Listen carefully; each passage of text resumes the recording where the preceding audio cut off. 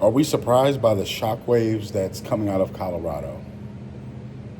With this latest commitment of one of the biggest recruits that University of Colorado has ever had, Juju Lewis has committed to Colorado, five-star quarterback out of Carrollton, that essentially helped shape the movement for this year's recruiting class for Colorado.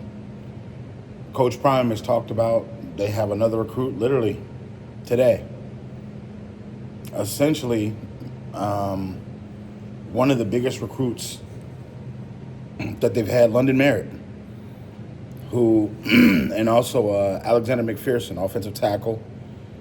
They've had a couple of guys recruit in the last couple of days, and you're looking just overall at the grounds of college football, and you're saying, with so many kids decommitting, committing all over, and I'm talking about from big schools, from Ohio State, Georgia, Texas, Clemson, you have a lot of kids decommitting and recommitting to Colorado. When you look at Deion Sanders and Travis Hunter, them leaving essentially this year, they've got a bowl game, I think, and you got to think, Deion's building a house that's going to be stable even after they leave. When you look at the recruiting class, they're recruiting big offensive linemen. They're recruiting big defensive linemen. They're going out and getting some prospects. Yes, they're going to have the transfer portal guys, but he's digging in and getting a lot of these top 100 ESPN players. And you think about this, when you compile so much talent, you get the depth, you get the reps, you get so many different things, and NIL helps. Having all these NIL deals from Nike, from Under Armour, from different drinks, from different clothing, from just look at all the NIL deals they have. From banking to travel merch to so many different things. University of Colorado leads the way with a lot of these program incentives for NILs. When you think about Coach Prime, his Boost Mobile, his glasses, his chains, like they have a lot of different star power, from rappers to actors to different athletes that want to be up there. Every week it's some new celebrity there. And Deion's building this house. He told people he's not going anywhere.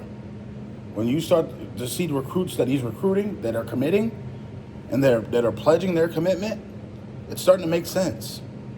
Now, Deion may not make the college football playoff this year because they lost to Kansas.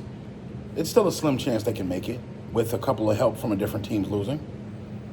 But what he's building long-term wise is Colorado's going to be a powerhouse. The money that they're making yearly from selling out, the money that they're making from the merchandise, the money that they're making from the jersey sales, the endorsements, the things like this, it's building Colorado up into a powerhouse. And Deion can recruit his butt off. I know coaches hate it. I know certain people in the media hate it when they see him getting some of the biggest recruits, when they see him winning some of these football games and he's not failing. We see it. We see it. But I think the house that Deion's building is going to be stable for the next 5 to 6 years. Because who's going to stop him from recruiting? When he's pulling players from Bama, when he's pulling players from Ohio State, when he's pulling players from Texas, when he's pulling players from Florida, these are big universities. These are not just baby random universities. When he can go sit in that living room with that grandmother, that mother, that father, that brother, and wow the room and get them inspired, yeah, you're going to Colorado. And he will only get better as a head coach. When you look at the coaches that they have on the staff, the longevity of those people, and the NFL backgrounds, the college football backgrounds, he's surrounding himself with great coaches that actually know what they're talking about. No matter if it's former players, no matter if it's actual people that just been in the NFL, as far as the coordinator roles, he's making sure these guys are getting the best of the best. This is going to translate into success. Just a year ago, when he first took over, just a year ago, it was one win. One win, coming off of one win. And then it went to 3 or 4 wins. I get it. But now they're breaking ground towards going double digits. They're making strides towards being a team that you can respect. Not just a hoopla, not just the off the field antics, not just having rappers after the game. But the house that Deion is building, it's something special. What do you guys feel? Do you feel like he's going to be successful in the next couple of years after Travis Hunter and Shador and those guys? Do you feel like he's going to stumble a little bit? Leave your comments in the comment section below. Definitely check out Sports Choice Plus on the YouTube channel. Make sure you subscribe. Make sure you're sharing in your Facebook group. And we'll see you on the next conversation.